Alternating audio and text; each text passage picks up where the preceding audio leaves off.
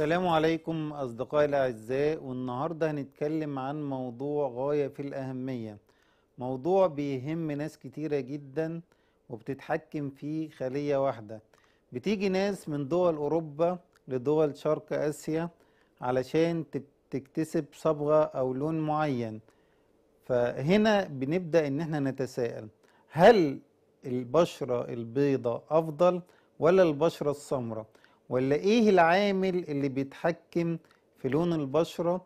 وهل في اختلاف الألوان ده لحكمة معينة، ولا دي حاجة مجرد تنوع في اللي ربنا عز وجل خلاه لينا بيننا وبين البشر جميعا علشان نختلف بيننا وبين بعض؟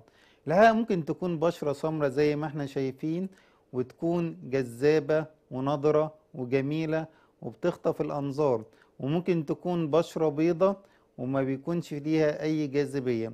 في عامل مهم جدا وهو عامل النضارة والحيوية بتاعة البشرة بتاعتنا، اللي هي بتعكس الحالة الجسدية اللي موجودة الداخلية للإنسان، والراحة والسعادة اللي بيشعر بيها. ودي من الحاجات اللي ليها تأثير مهم جدا على صحة الإنسان وعلى نضارة بشرته. الفرق بين اللون سواء كان دول أوروبا بالبشرة الفاتحة بتاعتهم أو دول أفريقيا بالبشرة الغامقة، السبب في كده بيتحكم فيه خلية واحدة اسمها خلية الميلانوسايت.